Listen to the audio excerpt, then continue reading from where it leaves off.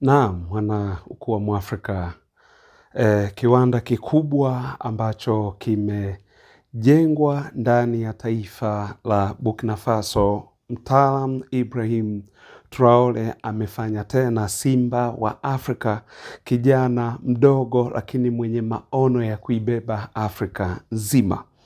Na hapa ni kiwanda ambacho alienda kukizindua, kiwanda hiki kwa ajili ya uzalishaji wa simenti.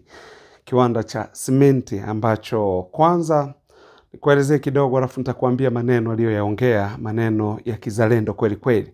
Kwa sababu the way ambavyo mwamba huyu Ibrahim Traore anachokifanya ni tofauti na viongozi wengi wa Afrika wanachokifanya. Viongozi wengi wa Afrika wanafanya nini? Ni wale watu ambao wanaahidi kwenye kampeni kuwa watakapoingia madarakani watatatua matatizo ya ajira. Lakini mwisho wa siku ni uongo mtupu. Wakuta wanaingia madarakani bado watu wanaendelea kuteseka na swala la ajira. Watu hawana ajira. Lakini imekuwa tofauti kwa Ibrahim Traore. Kwanza yeye ukumbuke huyu ni captain kijeshi na sio mwanasiasa, na hajaingia Burkina Faso kwa kampeni. No, ameingia Burkina Faso kwa kupindua taifa lililokuwa limeelekea kabulini, tunaweza kusema, au kuzimu. Yaani taifa hili lilikuwa liko kuzimu kwa sababu ugaidi unalitesa taifa na viongozi waliokuwepo ni puppets au ni vibaraka wa Mfaransa ambao wanafanya kazi kwa maslahi ya Mfaransa.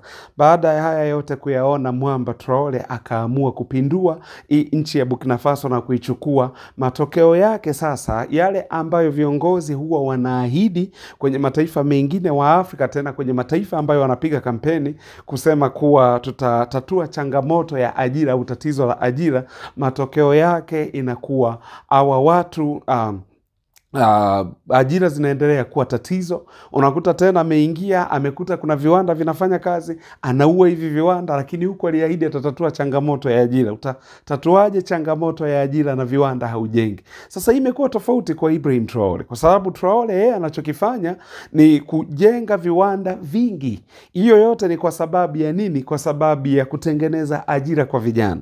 Ndio maana juzi hapa unakumbuka tumeongea au nimeongea kuhusiana na alivyokataa ile ofa ya misikiti 200, yani kutoka Saudi Arabia. Saudi Arabia wanataka kujenga misikiti 200 ndani ya Burkina Faso. Kuna nini? Kwa nini wajenge? Okay.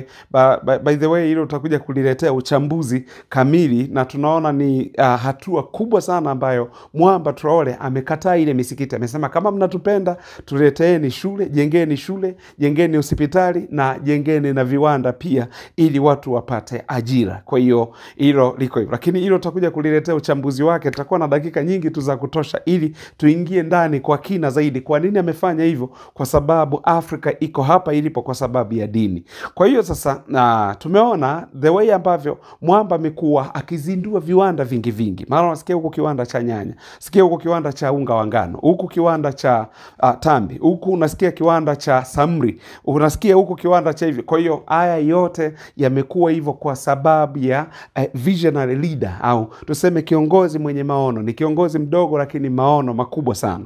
Okay, imekuwaje? Imekuwa hivi. Hiki kiwanda kwanza kitatengeneza ajira zile za moja kwa moja watu kama 100 hivi. Alafu kutakuwa na season, yani ajira za vibarua tunaweza kusema kwa lugha ya Kiswahili na lugha rahisi. Tatengeneza pia vibarua watakuwepo mara kwa mara ambao watakuwa wanafanya kazi hivyo. Kwa sababu kumbukeni hata China pia kuna kuwaga na vibarua. Yani sio watu wameajiriwa moja kwa moja. Wao unapopeleka order China kuwa nataka labda kwenye kiwanda cha simu, labda nataka simu nitengenezee simu 10,000, ndio wanaitwa haraka wale wanapiga kazi haraka alafu mambo huwa yanaendelea hivyo. Ndio maana China sasa imeweza kuwa na maisha mazuri kwa sababu ya sera nzuri. Kwa hiyo hiki kiwanda sasa cha simenti na chenyewe kinatengeneza ajira, lakini ni kiwanda kilichojengwa na wawekezaji kwa kushirikiana na taifa la Burkina Faso, wawekezaji kutokea China.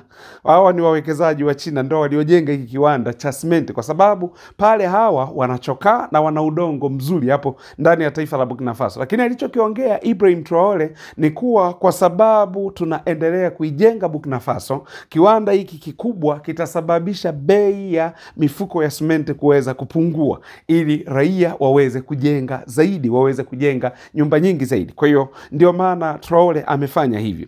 Lakini ukumbuke kuwa wawekezaji wanakaribishwa ndani ya taifa la Burkina Faso, na wakati huo huo, kwa sababu hili taifa limepinduliwa na mtaalam Captain Ibrahim Traore, na ukumbuke kuwa alipindua hili taifa huko akiwaondoa Wafaransa, kwa maana yake akawa ni tishio kwa maslahi ya Wafaransa. Kwa hiyo walichokifanya Wafaransa, kwanza walichora mstari mwekundu wakidai kuwa Burkina Faso sio salama. Burkina Faso kwa wawekezaji ni mahali ambapo si salama, kwa sababu kuna makundi ya kigaidi, na serikali iliyoingia ni serikali ya kifashisti ambayo inasababisha au inaua watu wasiokuwa na hatia. Ni serikali ambayo haina lolote, ndicho walichokuwa wamekiongea Wafaransa hicho. Kwa hiyo wakachora mstari mwekundu, yani wakaiweka Burkina Faso kwenye danger zone, na wao wenyewe Wafaransa kama hatua mojawapo ya kuonyesha hicho wanachokiongea kuwa ni kweli, wakasitisha safari za ndege ndani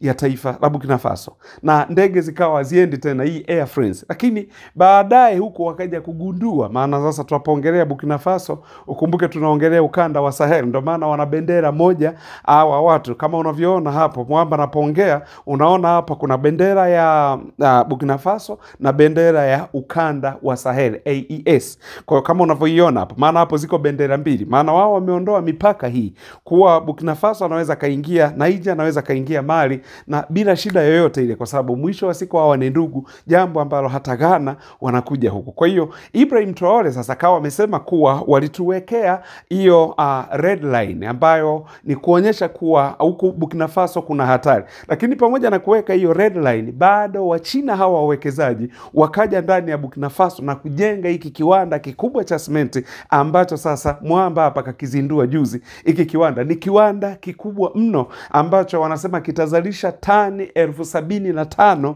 kwa siku. Yani kila siku kitakuwa kinazalisha tani 75,000. Ukumbuke hiyo sio kazi ndogo. Kwa ndo maana sasa ukumbuke watu watapata ajira sana, watu watakuwa na maisha mazuri, ni kwa sababu ya kiongozi mwenye maono. Kwa hiyo Traore akasema baada ya kuwa wameongea hivi, lakini tunashukuru hawa wawekezaji bado walikuja kuwekeza ndani ya taifa la Burkina Faso kwa kushirikiana na serikali ya Burkina Faso, na sasa tuko hapa tunazindua kiwanda ambacho ni kiwanda kikubwa, kiwanda cha simenti na hivyo. Kwa hiyo sasa akasema kuwa hawa Wafaransa walisema wamechora red line na wakatangaza kila mahali, maana wanatumia vyombo vyao vikubwa vya habari. Ukumbuke ndio maana mwamba alipiga marufuku vyombo vya habari hivi BBC, Voice of America, akadili tena na vyombo vya habari vya Wafaransa, magazeti, redio na TV zao vyote akavipiga chini, akapiga marufuku, kwa sababu wakawa wanatumia hivi vyombo kutangazia ulimwengu kuwa Burkina Faso si mahali salama sana, kwa sababu Burkina Faso pana ugaidi na mambo kadha wa kadha, kwa sio salama kwa wawekezaji, na wawekezaji wa watu wa magharibi hawa wakaacha kuja kuwekeza Burkina Faso. Kwa hiyo Ibrahim Traore akasema huu ni ujumbe ambao tunautuma upande wa mataifa ya magharibi, kwa sababu wao walikataa kuja kuwekeza kwa sababu ya maneno ya Wafaransa, maneno ya Emmanuel Macron. Alafu baadaye wakaja kugundua Wafaransa wamepata hasara kuzuia hizo safari za ndege Burkina Faso, Mali na Niger. Baadaye wanataka kurudi. Traore akawaambia mtarudi kwanza kwa kufuata masharti yetu, lakini pili mliweka red line, ondoeni wekeni green line, alafu mtangaze kila mahali kama mlivyotangaza ubaya wa Burkina Faso, mtangazie kila mtu kwa kutumia vyombo vyenu vya habari hivyo mlivyokuwa mnaichafua Burkina Faso, mtangaze kila mahali, alafu mje muwekeze. Hiyo mtihani umekuwa ni mgumu sana kwa Ufaransa, kwa sababu Ufaransa wao wanatumia media kupropagate, kuleta propaganda. Kwa hiyo ikawa ni kibarua kizito kwa upande huo. Kwa hiyo bado mwamba ameendelea kupongeza, na katika wito wake ameendelea kuwaita wawekezaji waje kuwekeza ndani ya taifa la Burkina Faso, kwa sababu ni mahali ambapo ni salama, sio kama vile ambavyo manyang'au wanavyoongea kuwa hapo sio mahali salama. Hapana, kwa ni mahali salama kabisa. Ndio maana amewaita waje wawekeze au wawekezaji ndani ya taifa la Burkina Faso. Kwa hiyo hii ndio habari kubwa sana, kwa sababu kitu anachojaribu kutengeneza ni ana create job opportunities. Tunasema anatengeneza nafasi za kazi kwa raia wa Burkina Faso, waache kwenda nje ya alafu wabaki pale, kwa sababu kumbuka kuna mataifa kadhaa yaliyopigwa marufuku yasiingie Marekani. Burkina Faso na yenyewe iko ndani ya listi hiyo. Kwa hiyo hilo liko hivyo. Kuna mdau wetu mmoja aliuliza akasema, mbona unaongelea tu habari za Burkina Faso? Burkina Faso taifa liko mbali na nchi yako ya Tanzania, mbona uiongelei Tanzania? Sasa ningetaka aniambie niiongelee Tanzania kwenye nini au kwenye eneo gani hasa.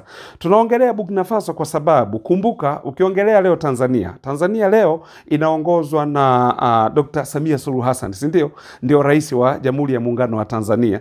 Lakini angalau Samia alikuwepo kwenye uongozi wa awamu ya 5 wa Mheshimiwa John Joseph Magufuli. Tutakumbuka Dr. Samia Suluhu Hassan alikuwa ni makamu. Ni mpaka pale mpendwa wetu John Magufuli alipotwaliwa, ndipo kwa mujibu wa katiba ikabidi sasa makamu wake awe ndiye rais ambaye sasa ndio tuko naye mpaka sasa. Kwa angalau amekuwa kwenye uongozi, na angalau hii nchi ya Tanzania ina misingi mizuri ya amani na demokrasia ambayo ilijengwa kuanzia mwanzo na wakina Julius Kambarage Nyerere. Walifanya kazi kubwa sana, kaongoza mpaka alipongatuka, akamwachia mzee Mwinyi akaendeleza, akaja mzee Mkapa akaendeleza, akaja mzee Kikwete akaendeleza, akaja mzee Magufuli akaendeleza, mpaka pale alipotwaliwa ndio ameingia mama yetu Samia Suluhu Hassan naye anaendeleza. Sasa hii ni tofauti na Burkina Faso.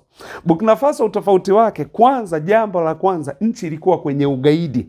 Na huyu kitu anachokifanya Ibrahim Traore, kwanza tuangalia umri wake, lakini pia angalia huku akiendelea kupigana na magaidi, akiendelea kuifanya nchi iendelee kuwa salama, huku upande mwingine anaendelea kufanya maendeleo. Unajua, kwa kiongozi mwingine ingekuwa ni rahisi tu aendelee kukomana na magaidi, lakini huku maendeleo afanye. Sasa hivi vitu vyote anavifanya, ndio maana tunamchukulia kama ni mtu wa kutu inspire wa Afrika yote kwa ujumla, kuwa tukiamua sasa kumbe kuwa serious kama ambavyo Mwamba Traore yuko serious, Afrika hii hapatoshi hapa, hii Afrika hii tutaifanya itakuwa ni bora zaidi kuliko hata Ulaya, kuliko hata Marekani. Ndicho ambacho tunakiongelea. Kwa sika na kwamba huwa hatuiongelei Tanzania, no, tunaiongelea, lakini Tanzania yetu ina amani, Tanzania yetu iko sawa, ina utulivu. Kwa hiyo hauna haja ya kuongelea sana mahali ambapo kuna amani. Hata kuna mstari mmoja kwenye Biblia unasema walio wazima hawahitaji tabibu. Kwa hiyo Tanzania ina amani, viongozi wake wapo,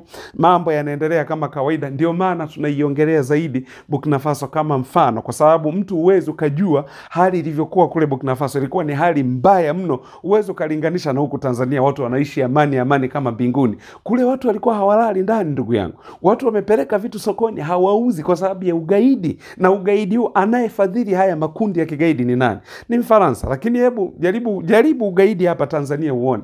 Kuna magaidi fulani walijaribu gisiu kule Kibiti kule. Mnaona kichapo walichochezea.